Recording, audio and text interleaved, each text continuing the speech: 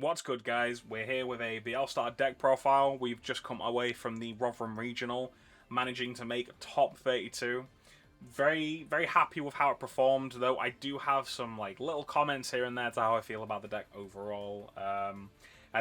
Sometimes, I guess the way I'll be talking about it is it could kind of come off as hit and miss. But really, I think overall this was probably the best choice I could have made for the regional. I was quite happy in the end. Couldn't complain about necessarily the matchups I went against. Nothing was too difficult. Not without a bit of improvising on the spot and so on and so forth.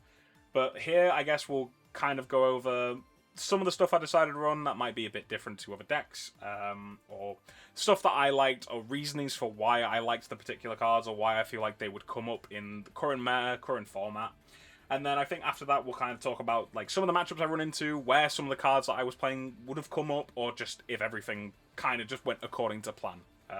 So without further ado, let's move on to the egg.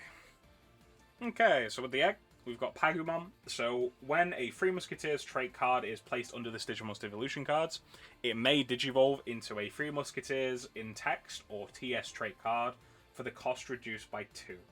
Fantastic. It's the only egg we're ever going to use for the deck. It just allows you to kind of obviously extend the main play to be able to get into your BL stars or any of your, even some of the TS stuff that might come up in the deck. Very good card. It's especially letting you kind of pick and choose when you kind of do it right, because a bunch of the levels in here can add Digivolution cards, can add the Three Musketeers options right to the stack. So it's kind of you could Digivolve into your Scope or your Gato for the lower cost and then place something under, go into Lady Devi. You kind of get the idea. Very good card. No reason to run anything else. It's just that good. Okay, next up we have the DIGIMON. So, really good. Starts using the new keyword of the when moving here, but also on play. You may reveal the top 3 cards of your deck.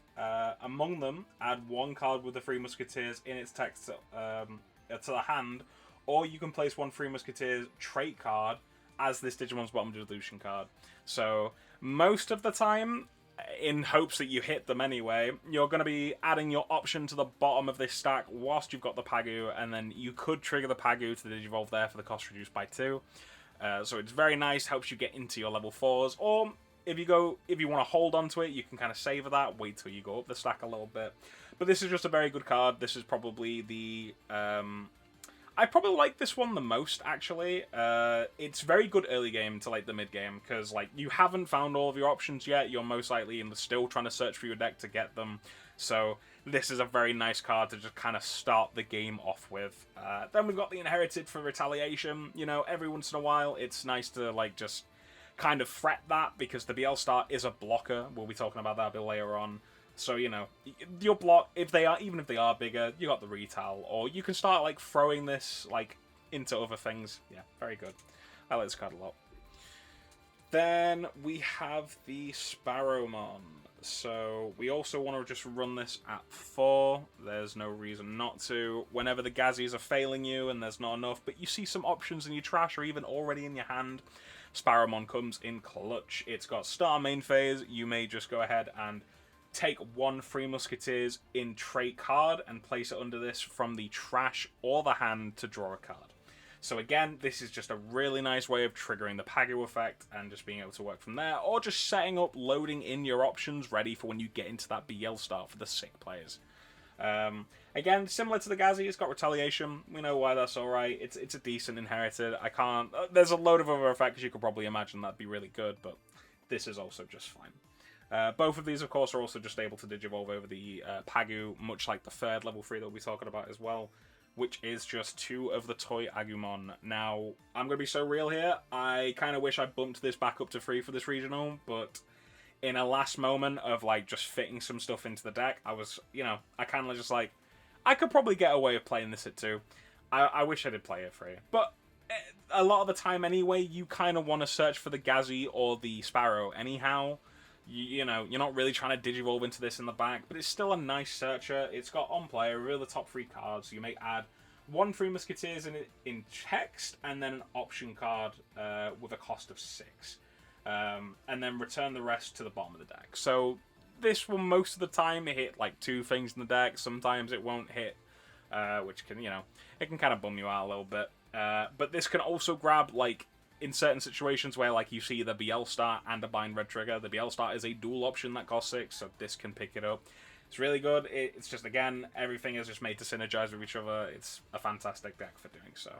So, this is the level 3 lineup. So, without further ado, we'll kind of move on to the level 4s. Okay, moving on to the level 4s of the deck, we have Scopemon. On play, when Digivolving, this guy is able to take a Atmon or Three Musketeers trait card and place it under one of your Digimon stacks to gain the singular memory. I can't stress how much this card has come up over this week. Being able to play this guy out from either your Lady Devi on deletions or just the start of turn with the Asuna, or even just Digivolving into this guy is honestly been incredible, because you're able to just load back in your options from hand or trash, and then you're able to gain that extra memory. Or the 4-cost Asuna can go ahead and just trash away the card that you've either got back with like some of your level 3s or just had in the stack before, to be able to just kind of Digivolve into this guy for a bit of a cheaper cost. Or you can ditch away the card this guy has put into the stack, should I say. Again, very synergistic deck, as you'll see going along. But this guy is incredible. I really couldn't complain with this dude as a level 4. On top of this, he's also got the when linking to draw 2 and trash 2. Of course, this deck isn't a big app deck, so once you Digivolve into Lady Devi, you lose out on the link, but I never used this. This never came up for me. Maybe it's because I sat there and didn't really think about using it a whole lot, but I didn't find myself in a position where I could just kind of get away with doing this or really weave it into the combos. I just kind of kept going. You want to go for the BL Star. So, but maybe it comes up for some. Maybe there's been times where this has actually been really clutch. Other than that, though, just a really solid card.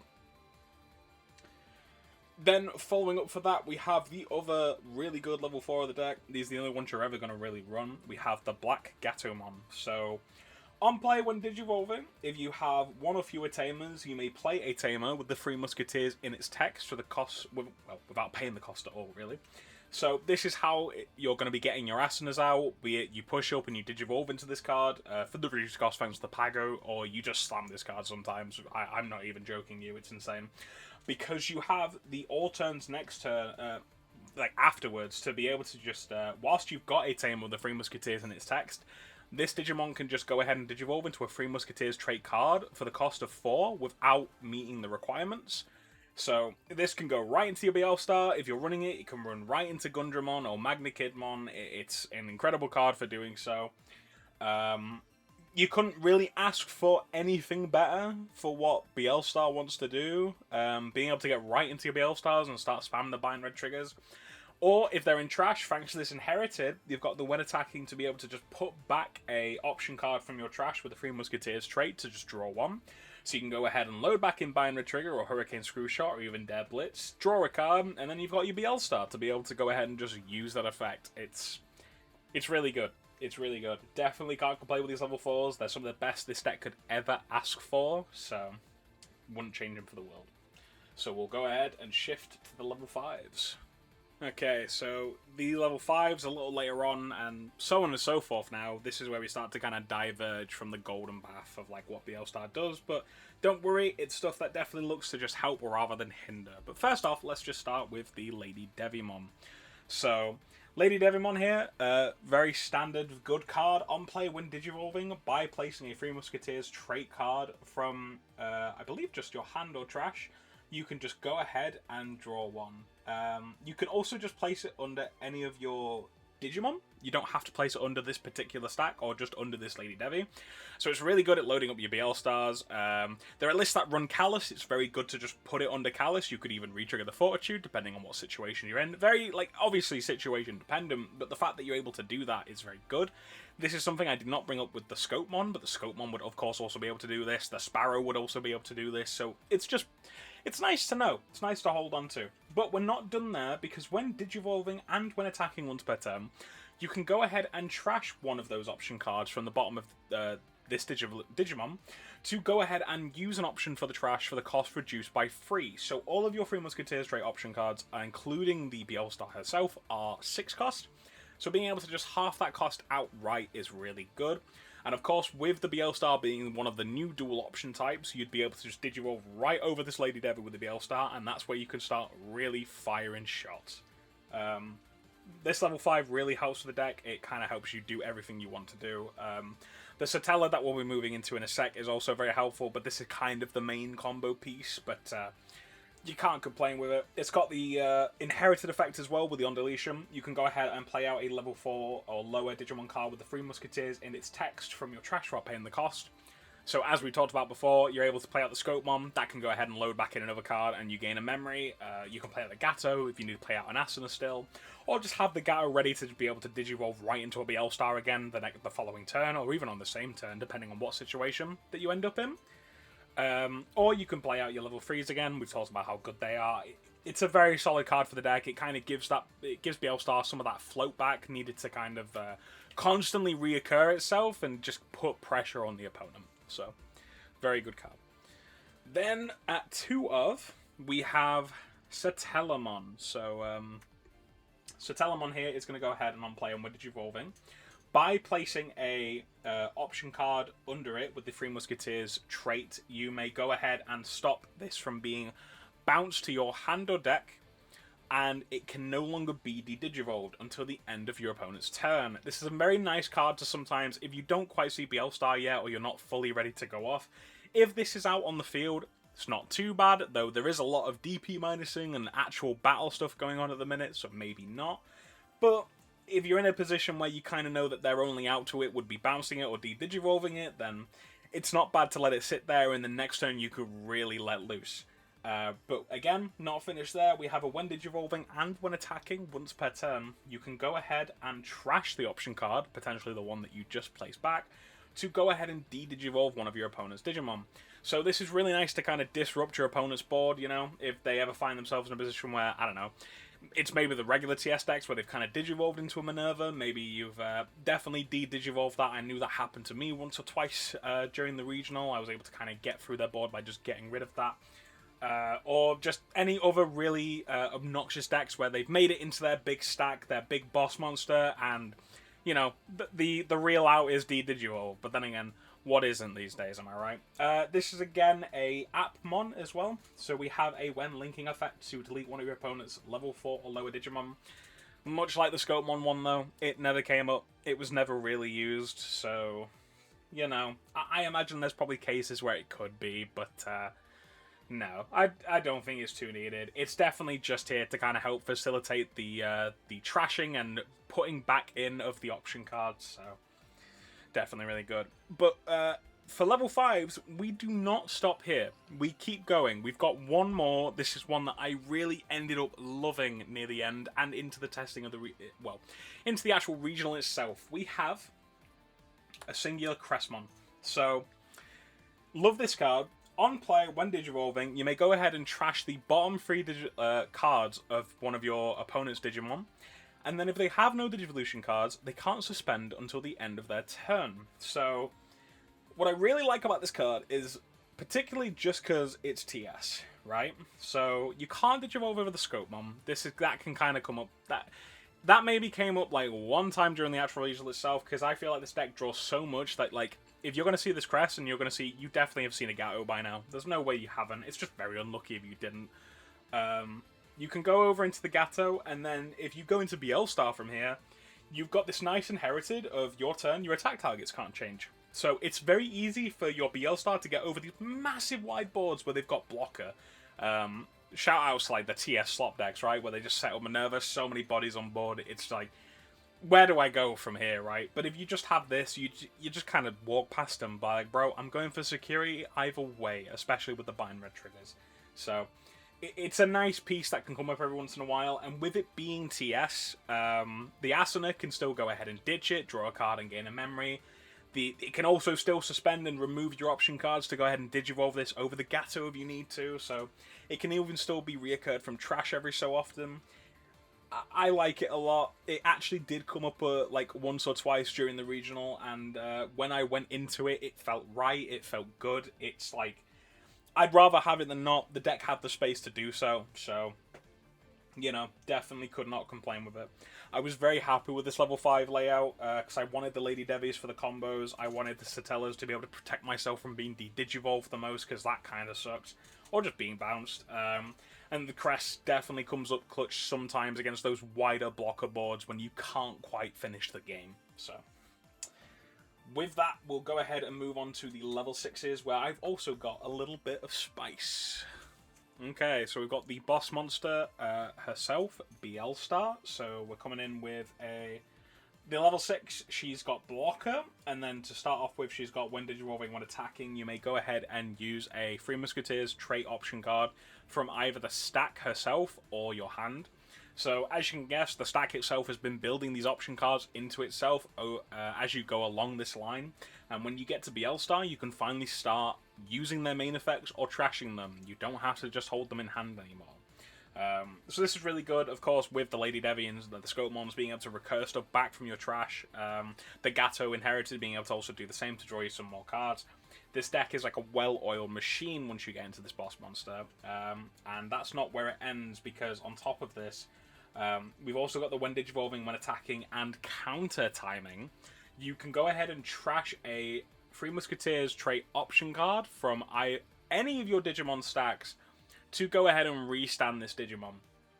So as you can kind of guess, you can kind of swing in with the checks that you need to on your turn, and then even if it's like suspended on your opponent's turn, unless they go ahead and stun it or get rid of it beforehand, when they swing, you can get that counter timing to go ahead and trash Hurricane Screw Shot to go ahead and, you know, get a memory back. You can definitely probably try and steal turn with that. You've got the Bind Red trigger to go ahead and pop 7k. You get the idea. But then you can go ahead and, you know, she'll be restood for that blocker timing now as well, if absolutely need be, if you haven't already messed them up with the counter timing. Not that that part ever mostly got used, because a lot of the time now, by the time they're swinging, this stack is like gone. It's just destroyed. But regardless, the main focus here is definitely on the first one, digivolving when attacking, because if you do manage to keep Yellstar around, she can either start to use the Bind Red triggers or the Hurricane Screw Shots or even the Dare Blitzes while she is attacking, making this a really heavy aggro, like kind of combo aggro deck a lot of the time, being able to just constantly get rid of your opponent's security for like not much at all. It's insane. And then the other part to talk about here is you can't just slam this card by itself anymore, not without just using it as an option, because with it being a dual option, it is it's also got this other side to it, which is Fly Bullet. So for a use cost of 6, you can go ahead and main effect, you pop your opponent's highest level, and then you may load in a Three Musketeers option to one of your Digimon stacks from either the hand or trash. So again, this is yet again another part of the stack that can go ahead and load cards in so long as you use the Fly Bullet. You'll be able to use it reduced thanks to the Lady Devi. The Lady Devi, the Scopemon, even the level 3s can see this card as an option, so they can go ahead and load it in. And then of course, when it Arts Digivolves into the BL Star herself, you can start using the other cards that you've loaded in. And it all, again, I talk about the synergies constantly, but like that's what it's for. It's just really good at being able to use everything it is built up to this point for the big payoff. Other than that, she is just a 12k Digimon. This deck doesn't really get that high in DP, so when she swings herself without the Bind Red triggers, it can be a little scary sometimes, but other than that, fantastic boss monster. I can't wait to see what kind the other Three Musketeers will look like as we go into the future with this deck. But for now, she is perfect.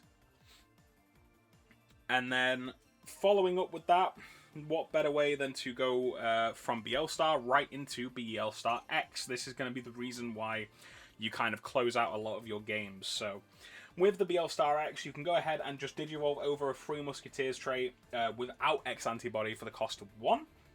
And then from here, when digivolving, you may go ahead and use yet another Three Musketeers trait option card from your hand without you paying the cost at all.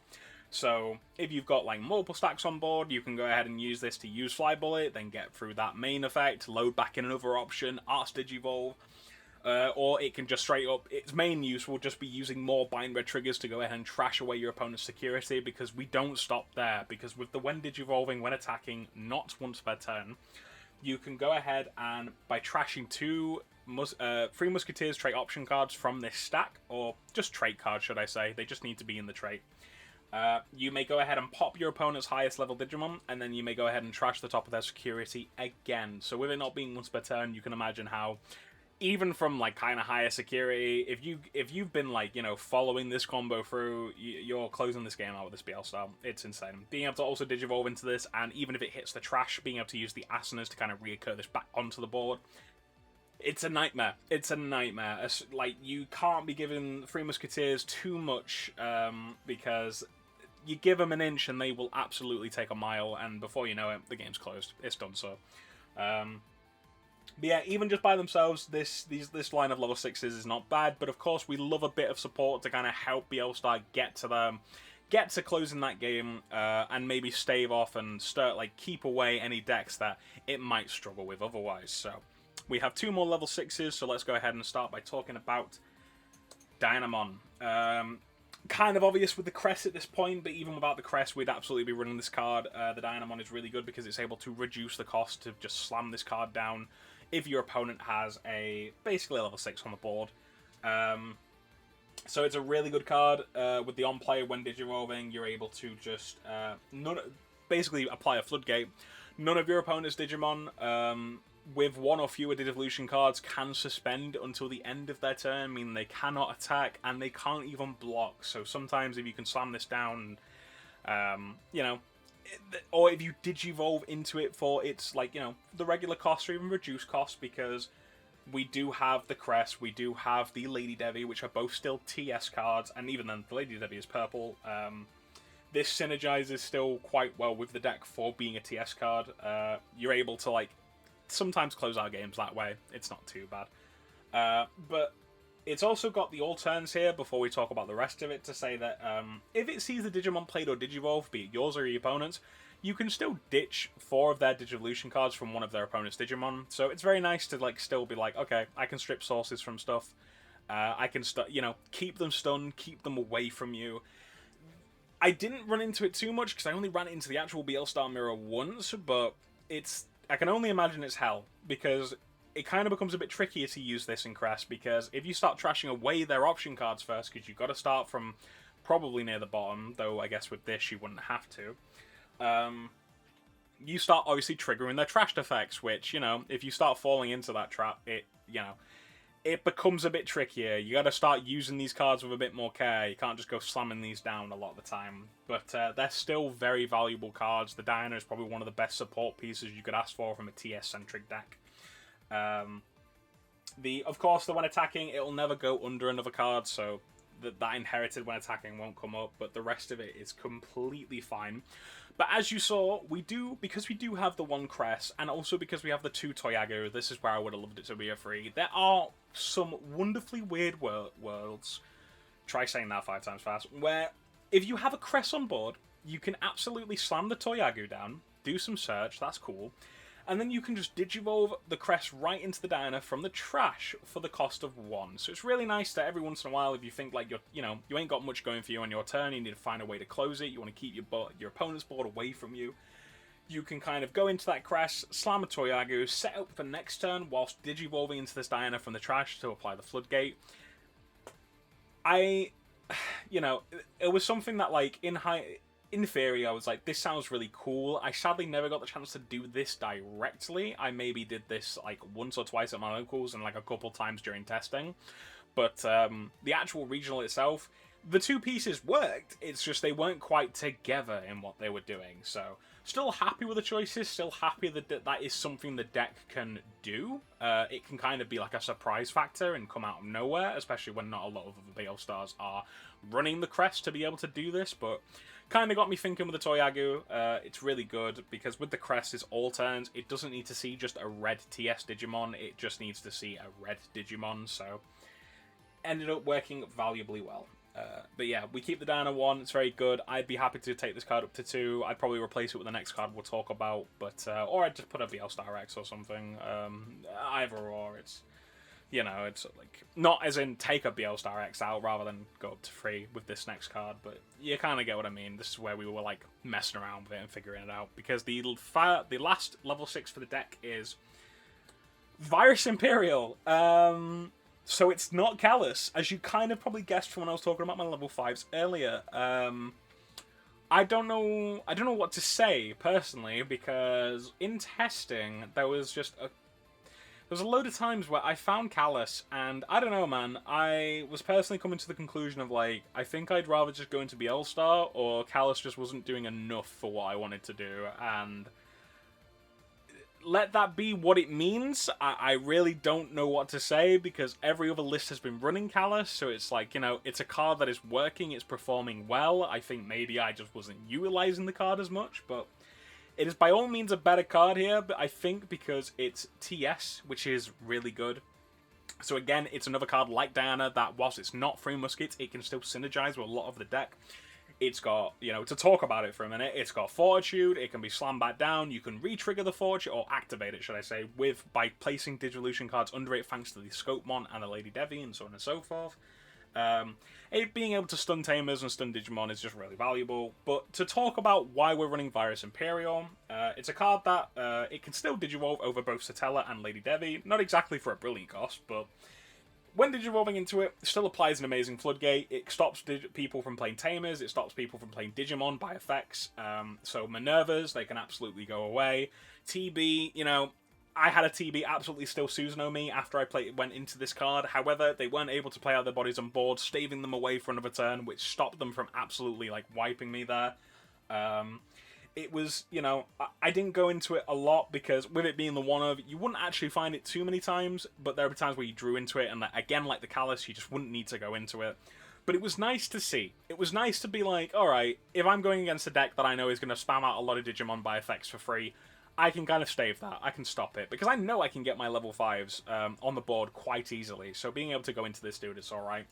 Because this is where I decided to also just not run the Shine Grey Ruin mode. Because I was finding this with Shine Grey Ruin. I Digivolve into that card, and then I wouldn't really be able to keep it on turn afterwards. So I wouldn't be able to take good use. Unless they pass me like way too much memory. I'd be able to efficiently get into BL-Star, and then I'm just passing on this 5k like board instead of 10. And it's like, I don't know. It didn't feel good. In practice, with the decks I was testing against and what I was ultimately went against anyway, I was like, I'm glad I ditched that card. I'm glad I didn't use it. I'd much rather go into this that applies yet another type of floodgate that's really frustrating for my opponent and be like, if you delete it, cool, I'm going to still do BL-Star stuff next turn. If you don't delete it, I've got this decent 13k body on the board that when it does check a security, it's going to go ahead and delete one of your opponent's Digimon, like... You know, I'm not bothered either way. I'm happy that it's here. I would completely run this card again, but obviously I'm happy to kind of back and forth on Callus and decide and figure it out. I'm absolutely sure that Callus is probably the better choice, but I don't regret running this card. I'll say that much. So, this is the level 6 lineup. Again, you know, the changes I made, as I've stated, I probably would like to go up on Diana, probably would like to go up on BL-Star, you know, probably swap Vimp for Callus, but it's one of those things. Again, I was completely happy with this. So, with that, we'll go ahead and shift to the Tamers of the deck. Okay, this is where we talk about the Tamers. Very standard as to why we're going to be running what we run here. We run 4 of the 4 play cost Asana here, so we've got the starter main phase. It can go ahead and trash something with 3 Musketeers in its text, or the TS trait to draw 1 and trash... draw 1 and gain a memory, not draw 1 and trash 1. So this is obviously a very good card. It can trash away just about anything you would need to in the deck to be able to kind of sift through your deck a bit more and maybe look for something you need, or maybe set up something that you're definitely going to be able to just grab back with most of your Digimon anyway. Or the other thing you can also set up for is just its main effect, where you can go ahead and suspend this Digimon. You can then trash a option card from either one of your Digimon's Digivolution cards or from your hand to be able to Digivolve into something with 3 Musketeers in its text or the TS trait for the cost reduced by 1. Very solid card. It's going to be helping even more with that cost efficiency by getting into your next level of Digimon.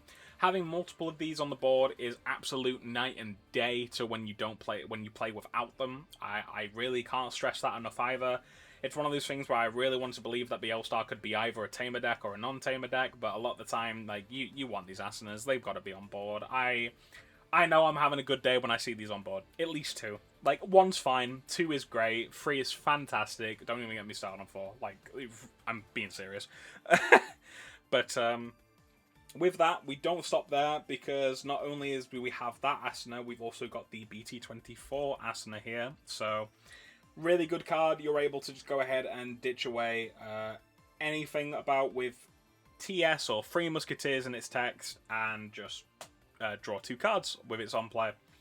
Very good, because if you ditch away a level 4 or lower, or an Asuna in name Tamer to your trash, if you're left with 4 or fewer like memory, you're able to go ahead and just start of turn, put this at the bottom of your deck, and you can play those cards back out from your trash. So this is really nice, start of the game.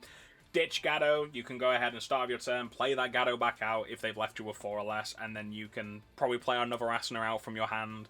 Or you can play the 4-cost Asuna you potentially had to ditch away, you know, while sifting through your deck for even more cards. The draw power in this deck is insane.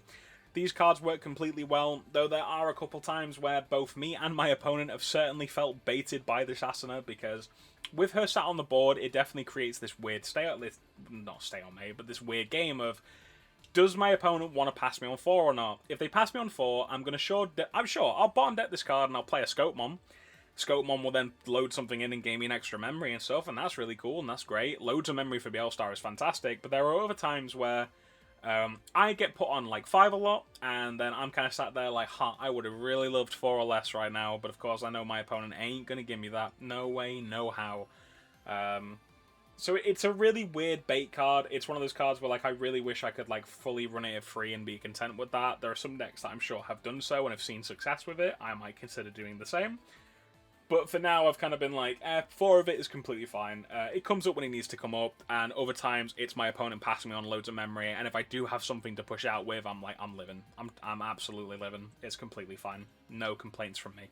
So, yeah, definitely cool with that. The Tamers have not stopped here, though. We aren't running Monica, we're not running Dan and Kanan, or anything like that. We are just running a nice little Digimon Emperor.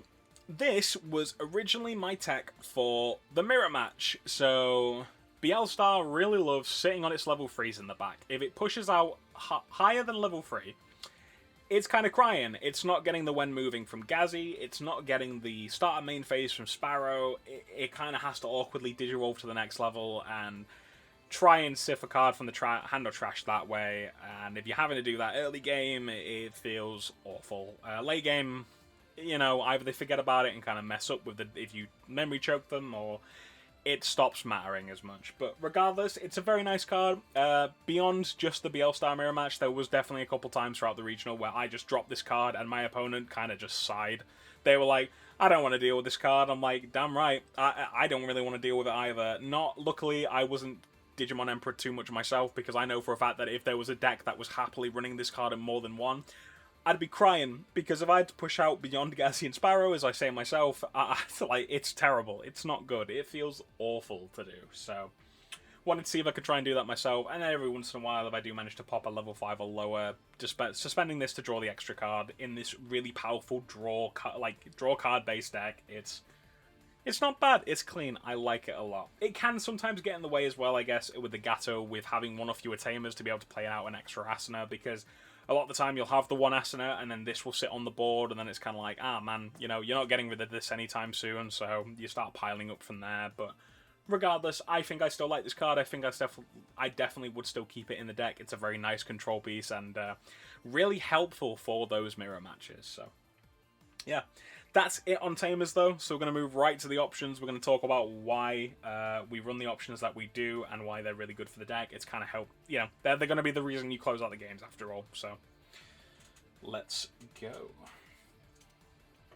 You know, I keep going to discuss this as if it's like the meat and bones of the deck, but really, it's like cogs in the machine, and this is probably one of the better cogs in the machine, because without further ado, as I say, we have the Bind Red Trigger, the card I've been mentioning the most when it comes to the 3 Musketeer options. So, yeah, it's a 6-cost option, it's a red option, but it doesn't matter, because whilst we have 3 Musketeers and trait on the field, we can use this without paying the cost. No issue at all.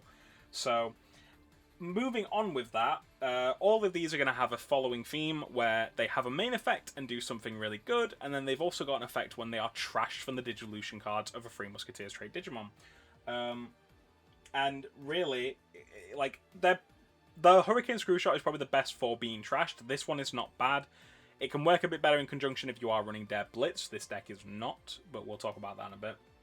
But we'll get right over to the main effect first, because this is the reason you're running Bind Red Trigger. You run this card at 4 because you just trash your opponent's top security card. Then you place this under one of your Digimon's Digivolution cards. I believe it needs to be Free Musketeers trait, but regardless, it's incredible. I can't complain with the card at all. This is going to be the sole reason why you're able to just close your games out, along with the BL Star X antibody. Trashing away your opponent's security, not having to actually deal with the check itself or the option, unless they have a card that's like, when it's trashed, it does a thing. But regardless, that is really good. With this being trashed from the Digivolution cards as well, if your BL Star ever trash it, or your Lady Devi ever trash it, or you trash it with Asuna, you're going to be able to pop a 7k as well, so you're able to get rid of pesky smaller bodies on the board that you don't want to deal with, or you don't really want to be wasting BL Star's main effects on, whilst you're also popping off. So yeah, it does the right thing for the deck. It does enough beyond its main effect. It's fine. And then we've got the inherited effect, which is just straight up delete one of your opponent's Digimon with the highest DP. So really good card when it's in security as well, because not only is it getting put in the trash that you can just pick up again later with your stuff, this is also just getting rid of their highest level Digimon. Sometimes that can actually go against you, because they might be able to trigger certain effects on deletions and such, but other than that, it's really good. It can, most of the time, just come up, especially with you running it at 4. It's just a big security bomb that other decks have to consider and deal with. So, unless you're in the BL Star mirror, in which case they like trash it away and they don't care about it, but we don't talk about that part. So, yeah, very good card. Absolutely run this at 4. You don't really care about the colour requirements here because you're Free Musketeers. You're able to use this card freely. So, then from there we have 4 of the next Free Musketeers option card, Hurricane Screwshot. So, this card, very good. It's another 6-cost option that is purple, but most of the deck's purple anyway, so regardless of you being a Free Musketeer or not, you're going to be able to use this card. But it does still run the requirement just in case. Main effect is you can delete one of your opponent's level 3, 4, and 5 Digimon, and then again you can place this under one of your Free Musketeers trait Digimon as the bottom card. So this is going to be the card that lets you kind of like tax evade a little bit. You're going to be able to cheat some memory with this because its trash effect is you just gain a memory. So of course you know where this goes from here. Going back to the beginning of it all, Ghazi and Sparrow can put this under. You can trash it with the Asuna main effect to gain a memory. You can hold on to it later for when your later levels start trashing cards away to gain the memory to potentially keep turn or just kind of make things a bit easier and cheaper for you. Or it's a really good synergy with the BL Star when the BL Star needs to trash something away to restand. Not only are you doing that, you're also gaining a memory there. It's really good. But sometimes the ability to be able to just pop a bunch of bodies on board of different levels, decent. It's definitely come up once or twice for me during the regional, because the security effect is also doing the same thing. So again, it's another security bomb in against your opponent if they're dealing with smaller bodies or they're a kind of wide board deck scenario. It's a really good option. I love these two to bits. I do. Part of me wanted to kind of run Dare Blitz to always have an extra like Free Musketeers trait option card, especially with access to D-Digivolve, but kind of decided that with D-Digivolve being as strong as it is, there were a lot of decks at the regional that just actually weren't caring about being big stacks. There was a couple, definitely, for sure. It's not a card that's bad. It can come up. It's great. It's just there are also a lot of decks that just so easily don't care about being de-digivolved in a sort of way. Or sometimes just stop themselves from doing so. So I'd much rather commit the space to kind of supporting other areas of the deck. These two options are completely fine. I was seeing them enough more often than not. I was seeing, I never went, oh man, I haven't really found this card right now. This kind of sucks, but yeah, with BL Star also acting as another option in the deck, it works. And with the BL Star being able to load these cards back in from trash as well, being able to use them from the security, Jesus Christ, from the stack itself or from your hand, it's very good. It's very good. So, They are the only other actual options we are running. No Deblitz, of course. No weird tech. No Crimson Blaze. I couldn't really fit them in, really. And on top of that, you wouldn't really be able to properly use them because the only card I could use them off is Toyagu, and I'm just not running that card at all. So, but that does it for the deck list. Okay, I guess we are back here once again, with now that we've looked at the deck list itself and we've seen the cards we run and why we run them. Honestly, this deck was, it was really starting to hit and miss me near the coming up to the regional because I was very much just like, I was having like quite a few bad games with it, and I was like, how on earth, like a load of people are performing really well with this deck and I seem to be here kind of struggling. I was like, trying to find out what worked, trying to make the Talisman work, figuring out, you know, like why is there nothing doing it, but I still went to the regional with it, I still locked in because I'm like, surely, right, this is going to do well. And, you know, it kind of hits you, it kind of comes off as like it's a really strong, like, combo, like, kind of, it's consistent, but sometimes I really want to say high rolly, because there are times where you can find yourself just dead in water, and it's not the best. Maybe this could also be due to some of the cards that I'm running, so do take like what I say with a grain of salt here. The deck is a lot of the time completely fine. It's going to put up the results you want. I had a lot of fun playing the deck as well, like the combo pieces and the way everything kind of works together is just fantastic in my opinion. But there are times where I definitely sat there and I went, actually this, like, you know, this isn't just going to be, well, not the auto win that I thought I wanted, but it's like definitely like, you know, oh, this isn't going to be as easy as I originally thought it was going to be. Definitely a couple struggles. The wider boards definitely can give you a bit of trouble. Stuff like de-digivolving, interruptive effects, being able to bottom deck. I ran into a couple times like stuff bottom decking if I didn't see the Satellas. Just getting rid of my BL Star option kind of just, that really stopped me. There were a couple times where it didn't feel that great, but I had to digivolve into the BL Star X antibody, and I was like, I'd have rather have gone into this first, and then that would have been way cheaper, but what are you going to do? What are you going to do? So, I guess it's just like, you know, it's one of those things where you can't expect every, like, the other regional runs to go exactly the way you want them to. Definitely going to be loads of other people. Same kind of mindset, maybe different thoughts, feelings towards the decks they're playing, and definitely going to put up a fight, though, so.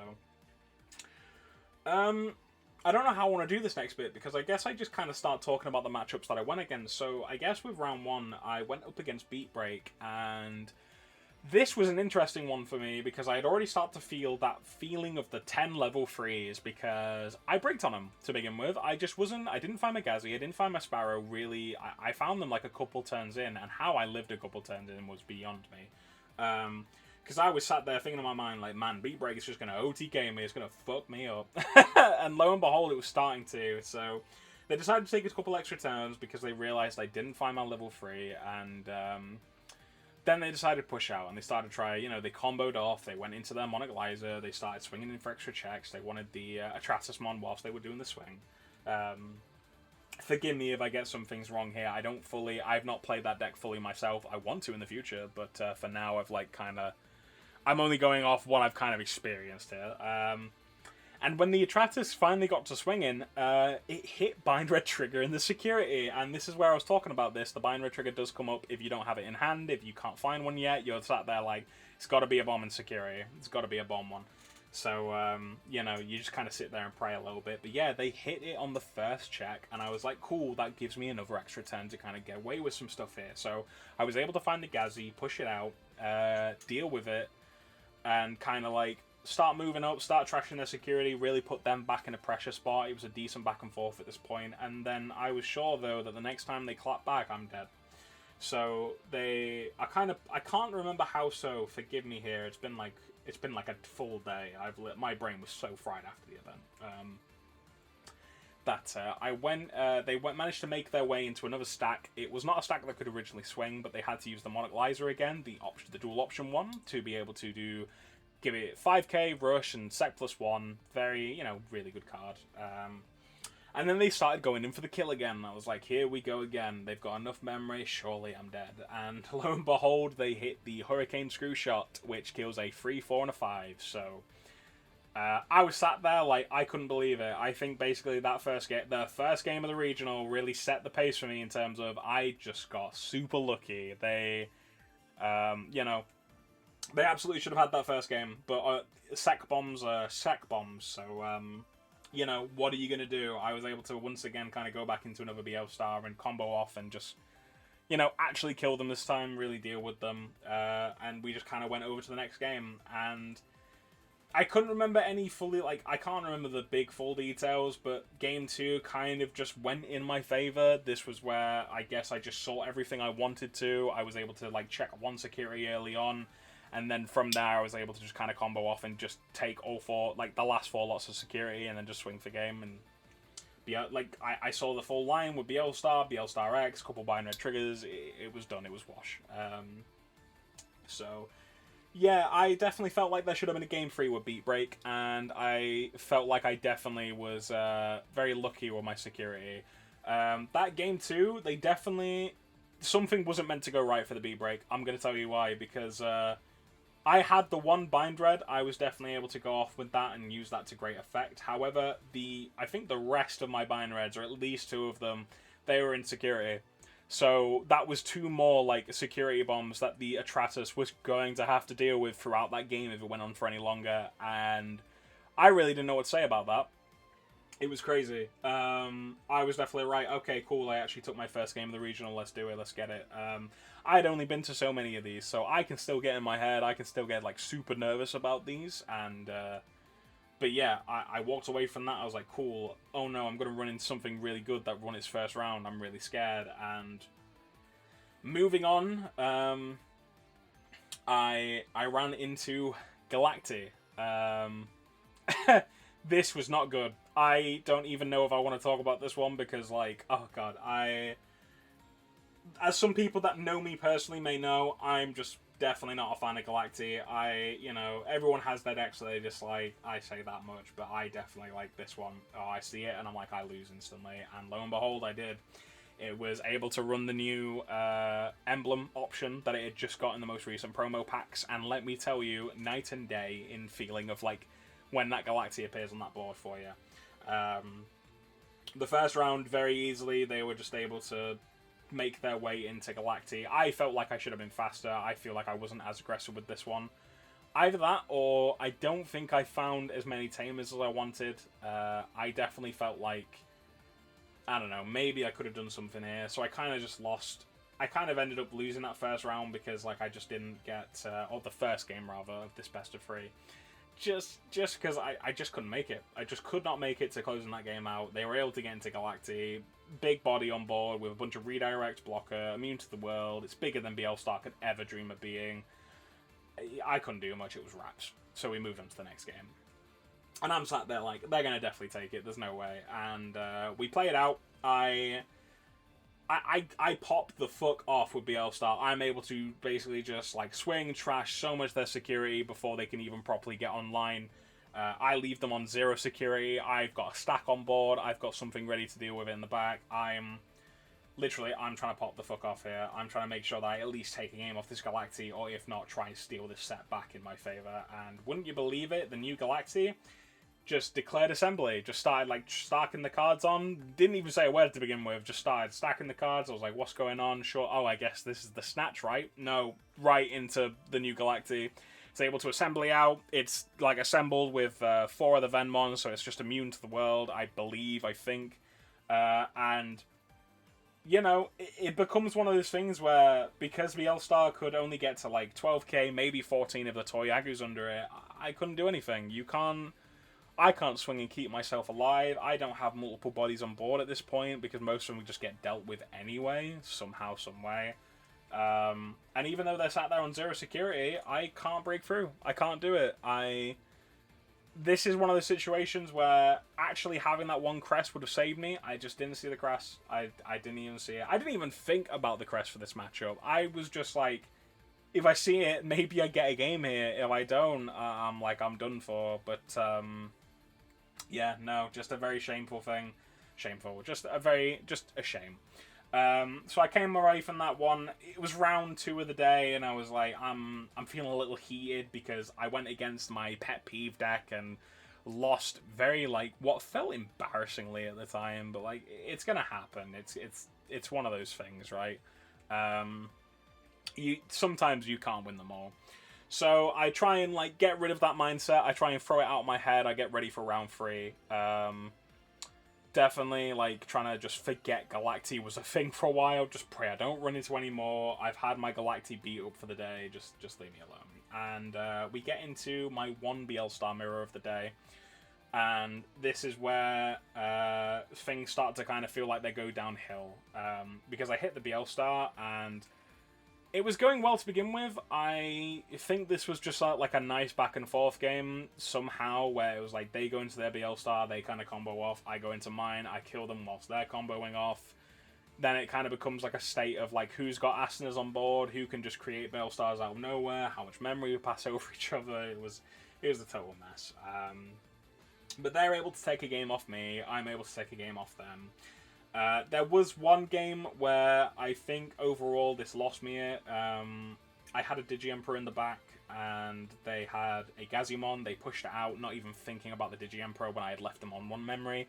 And I was like, this is gonna steal turn back, by the way. And they were like, oh, damn, are you gonna let me like take that back or like hold it to me? And I was like, you didn't declare it. They originally, they were just pushing it. They didn't say a word about it. It looked like they were just in a thinking state. So I was like, I'll let them be. They can take it back if they want.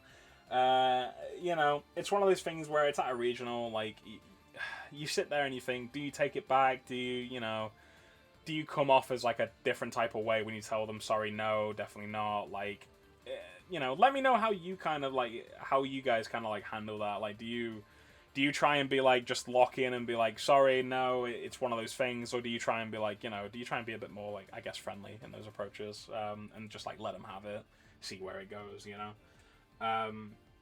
But yeah, definitely just one of those things where I think it just overall, like, steamrolled into, like, me losing that match overall, which was a shame, but in my head I sat there and I went, the Digi-Emperor was gonna do what it wanted to do, so, like, I ran it, and of course the one time it came up for the theory I crafted it, I'm like, nah, it's cool, dude, take it back, so it's like, it felt kind of silly, but I don't know, I felt right doing it, I felt better for doing that, so it's one of those things.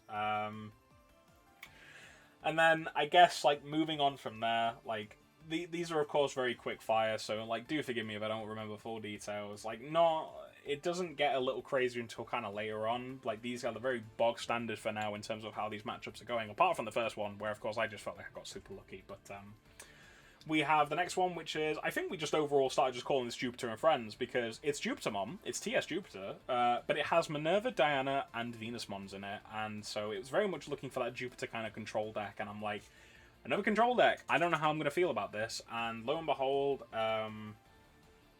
it felt a little tricky to start with, but, I was able to just close this game out. I was able to kind of just do, like, the regular BL Star thing. It was, like, the main combo of just, like, going off into the BL Star, buying red triggers, BL Star X, and just trashing away all the security and not having to deal with that. Kind of helps in this matchup because the Jupiters love taking their own security to kind of, like, do their combos and their plays for much cheaper and much more effective, and then when they get into Jupiter himself, they can start triggering for recover.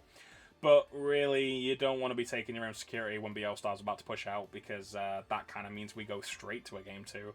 And in the Game 2, I don't really know what to say here.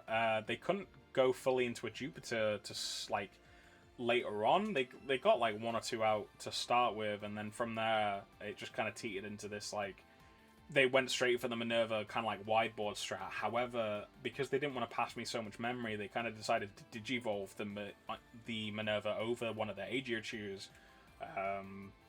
And this put me in a position where I still had Satella on board. So my Satella was still under the influence, like under the influence. He was drunk. He was able to just like not be able to be bounced back to hand or deck or BD digivolve, so he was safe from the Minerva. And he was able to just kind of like go, cool, do you have any redirects? Because that would have been the only thing that probably would have foiled me here. And he was like, no redirects. And I was like, cool, I'll just go ahead and swing. When attacking, I'll trash this and de-digivolve the Minerva. That stopped all this stuff from having blocker. They had no security by this point, so I was able to just kind of swing for game, remembering the main point here. Because, like, before that, it was just kind of a lot of just... you know, doing that same usual thing and just kind of trying to body the Jupiter as quickly as possible. And again, because they're taking the security, it's making them like these games ended up being really fast just because again, you've got to try and have as much protection as possible on your security or even on your board from the BL Star, because when they start trashing stuff away or when they start popping things, it becomes a nightmare if you have no kind of clapback to it. So yeah, but seeing the Satella came up was really nice. Being able to de-digivolve something there. It turns out I didn't need the Dead Blitz, just had the Satella. That's all I was after. So very good, very good. No complaint there. And then moving on, it was the ever dreaded, I ran into it finally, TB matchup. So Toho Braves from the new EX12 stuff. This matchup terrified me. I was not prepared for this matchup as I wanted to be. I managed to play into my friend's deck, who was bringing it for the regional themselves, a couple times, so I kind of got to grasp of what they wanted to do, their overall game plan. But it's still kind of like, it wasn't quite that easy to just take a 2-0 here. I didn't. I was able to just draw with them, so I was able to get a game, they were able to get a game. And then it was looking like a game... It was looking like I was able to take the third and final game, but I kind of mucked up here. So I think first things first, we'll talk about what happened in the game that I was able to take. Essentially, they were able to... It just gets to the point where they execute with their main stack and pop their own stacks after they do 1 or 2 checks. And then get to the point where they can play out some bodies or try and keep stuff in trash ready to slam the new Susanoo. So the Susanoo can assembly and put so many Shambhala trait or hybrid trait under it to kind of just hit the board, minus so much DP from my board I don't get the chance to play anything, and then they can swing because it's got Rush, and then the egg has Execute, which can give that to the Susanoo. And then it just becomes a really big game of like, they're just going to keep dropping Susanoos every turn, and I'm not going to be able to do jack squat. But after the first time of Susanooing me, I did have something in the back I was ready to push out with. However, they had established a bunch of blockers on board. They were very low on security. At this point in time, I was able to keep my pace, but I knew that if I didn't have my answer here and now, and they would just slam another Susanoo and I'd be done for. So with that, this is where I was able to digivolve over into a Black Gato, and with it being TS, I was able to go right into a the Cressmon. I was able to... I didn't need to strip sources, I was able to just stun something, but it ended up not mattering, because being able to digivolve into the BL Star after this for a very cheap cost, I was able to just kind of swing, use Bind Red Trigger to trash the last security they had, and then I was able to just swing for game. They immediately tried to block with one of the Shellmons they had, but attack targets can't change. That's why we ran this card. Any kind of blockers, any kind of wide boards that tried dealing with my BL Star just swinging for its check, then... you know, we do that. And this also went on to come up in the Game 3, because I set this up so that I could do the exact same again, but they had 2 security this time. One of them being the Genshi Island at the bottom, and the other being just a regular security. I trashed the first one, and then checked the Genshi, letting them kind of like play something out to bottom deck. No, this was it. They played out the level 4 that pops their Kaguya to then bottom deck my BL Star. Like stopping me from ending the game. When really what I should have done is checked first, then restood, and then gone again to actually use Bind Red Trigger to trash the Genshi. Because you can kind of hold off when you want to do these effects, right? So it's really good for that. And yeah, it just kind of, I sat there and I was like, oh man, if I just redone that, I could have won that game. I actually would have won against the TB, the matchup I was like not too like familiar with, so it felt good that I was able to put up the result I was, but knowing I could have definitely done just a little bit better was fine. But the crash came in clutch for these matchups. How I found it both times is beyond me, but it was just really good. It was phenomenal. The game where they won, it was just kind of a straight wash. They were able to go ahead and they were able to see their Amaterasus. And what was really important here was they were able to bottom deck stuff from my trash. They started bottom decking my important cards, like my BL Star and my BL Star X's. Which, of course, also, like, if they popped my stack on the board and then did this, it would stop my undeletions. So I wouldn't be able to play out extra bodies on board, like Scope or Gato. Making this very annoying for me. And then from there, they, of course, were able to just get so much in trash to, again, just slam the Susanoos and just kind of keep going for game. And... Nothing I could have done in that game too, but I'm very lucky that I was able to get the draw out of this regardless. There was a singular game here where I think it was ultimately the game that I think I sadly did lose this game, or I would have won this game, because I went into Virus Imperial in one of these games because I had the extra stack on board after I'd done some BL-Star stuff. I had a Lady Devi sat here, so I just Digivolved into the Imperial. I passed over Fly of Memory, and I went, okay, go ahead, do something. To which their only option at this point in time was to just drop Susanoo, and I was fine with this. I was going to lose my stack, except I wasn't. They actually did not have enough colours in their stack to minus the DP, like all of the DP. So they kill my BL-Star because it's 12k, but they couldn't kill my Imperial because it was 13k. Regardless, they were able to just go ahead and put the Virus on top of my security, but it was able to kind of stave away that extra check that they'd need for the game. But then after, of course, they execute with the Susanoo, the Virus Imperial stops them from playing anything back out afterwards. So this would kind of be like a very sad Susanoo for them. They get their swings, but they don't get to make a board out of it ever. So it ended up working out very well for me. That was kind of one of the situations where I was kind of like, yeah, the Virus Imperial comes up here and is very cool, and Callus probably wouldn't have done too much, because it would have just died. Fortitude died immediately without any effect. Yeah, it's, you know, it's one of those things. And then from here, we kind of start hitting some weird territory, because I immediately go into what is a Creepymon matchup, and this is crazy to me, because I had not played against Creepymon in so long,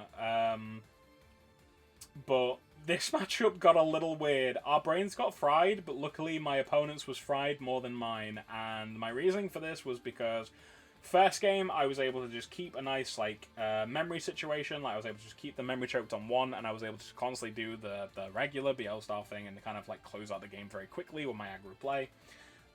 Not much they could really do there. Game 2, there was one time where I decided, you know what, I'm just going to do an Asuna, I'm going to drop it for 4. They push out, and my god, I've never seen my deck disappear so quickly. Like, they started trashing everything, and I sat there and I went, surely this this is just my second hand getting filled up. I can start using my stuff from trash, it's no big deal. No, they kind of just, I don't know, like Creepymon just did Creepymon things. Because of how much they were trashing away, I wasn't really able to do a whole lot in my responses, funny enough. And it very much I think it just kind of not weirded me out, but it definitely destabilized my plays to the point where, I don't know, they were able to just close this game out against me. I wasn't able to do a whole lot in this one. I felt like I could have, but apparently not. Whatever I was doing was just not enough. They just had really good momentum from start to finish, so not a whole lot I could do. But with that, we also had Game 3, where this is where things got really interesting, because I don't know why. For some reason, I'm sorry, dude, if you end up ever watching this, or end up ever seeing this, but I'm going to have to out you here. There was a time near the end where they actually had managed to mill out all of my deck. However, because of the Asuna, the start of turn Asuna, you're able to just start by bottom decking that to play out a level 4 from your trash, and then you draw your card for turn. You don't actually draw your card yet here. To which, what is it? My opponent, for whatever reason, just kept doing plays to leave me on 4 or less memory. He was not just slamming dude, if he had just slammed a level 5 or something for 5 plus memory, I would have just gone to my turn and lost because I can't draw a card. But no, I kept going to 4, and much like how the scrambles do it, because the scrambles can trigger putting something back on the top and then you draw for your actual turn, I was able to put the Asuna back, get something out, and draw for turn. I was able to just kind of... This went on for 3 turns. He was not realizing this. He was not... I don't know why, he just wasn't getting this at all.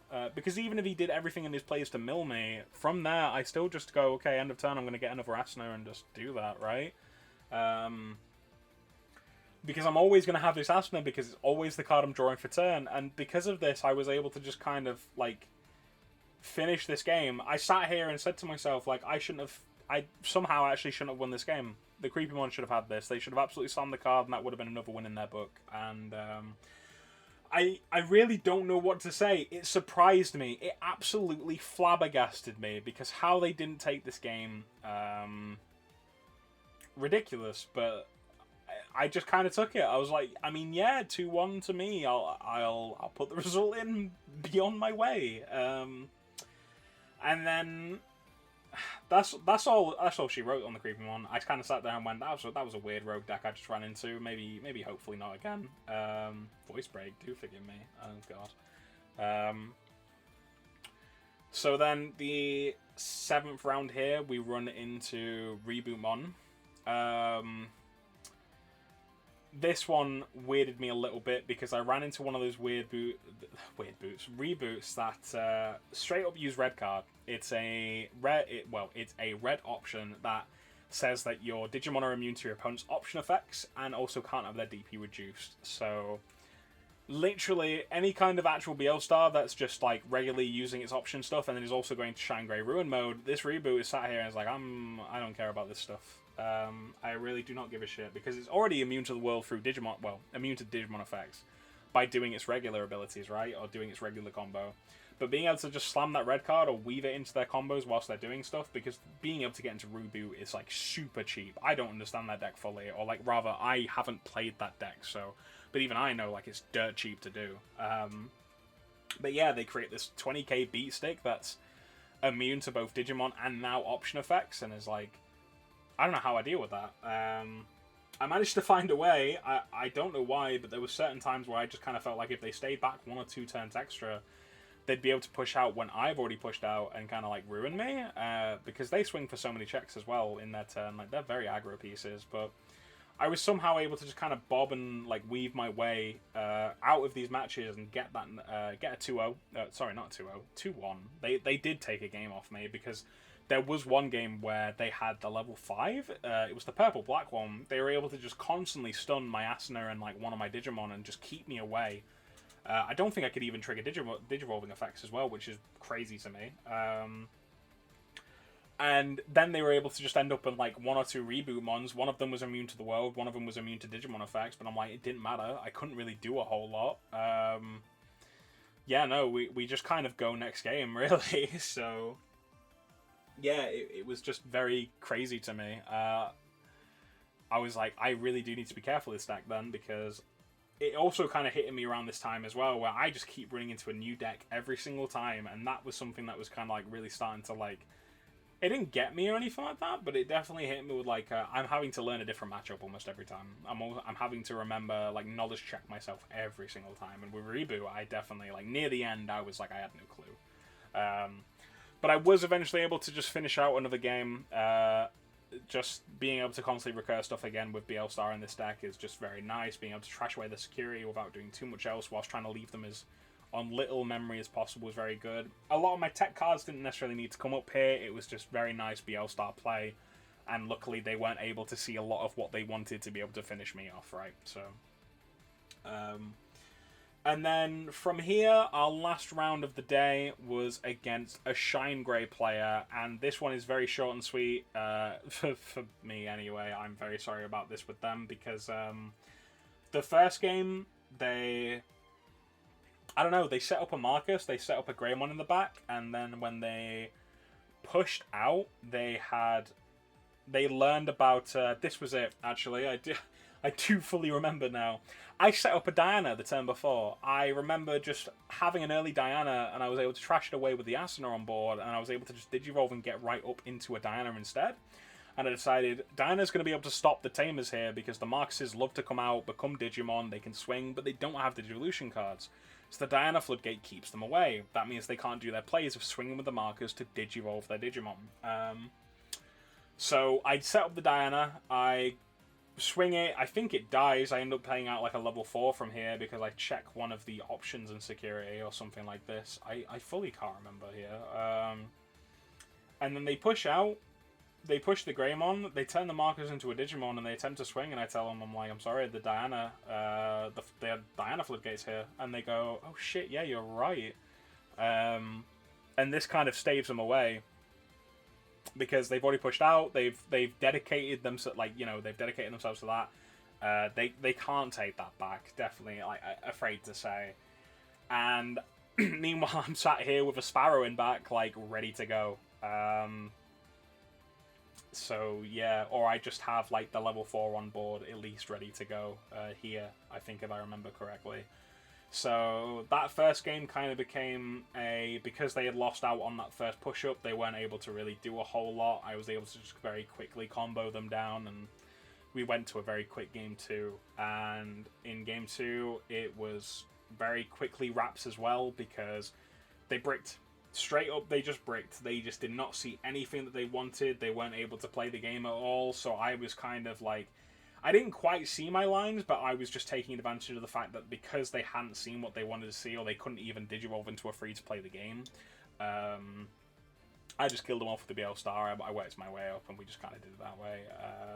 Very saddening to say, that game 2 was kind of like not a game 2 at all. It was very much just like, because they bricked, I just kind of was able to steal off them, so... Sad to say, but from there, yeah, overall, I hit, what was it? It was like 5 wins, 2 losses, and a draw, putting me in the 26th place. So definitely nailing me in that top 32. The best performance I've had so far, which I definitely can't complain about, especially on a deck like BL Star. I was very happy with it at the end. And yeah, but like definitely some very weird ass games. It started to seem kind of like natural what I'd run into as time went on, and then kind of around Jupiter and Friends, I was like, I haven't been into this deck a whole lot. I've been more into the TS Slop and Volcanus kind of, and even Mars. So, you know, seeing that deck, I was like, oh, it's neat, it's good, but I don't know, we'll have to see where I go. And then TB, I was like, okay, this is expected. And then the last 3 matchups were like, what on earth? What am I looking at? What am I seeing? I don't know what's going on, but I was able to just kind of steal the games away from them because I was just very much in my lane, focused, flourishing on my combos, like. And then, yeah, very unlucky for that Shine Grey at the end. Again, another one of those things that felt like that was just handed over to me, so... yeah, But with that, that's kind of going to wrap up my BL Star deck list, and is also going to wrap up the how the regionals went and the matchups, and yeah, it was just an absolute fantastic time. So with this, I'll kind of end it here. We're going to definitely move on to doing kind of some more deck profiles in the future. Hopefully I can get some gameplay videos going as well, and maybe some other content I possibly have planned. So with that, I will catch you all later.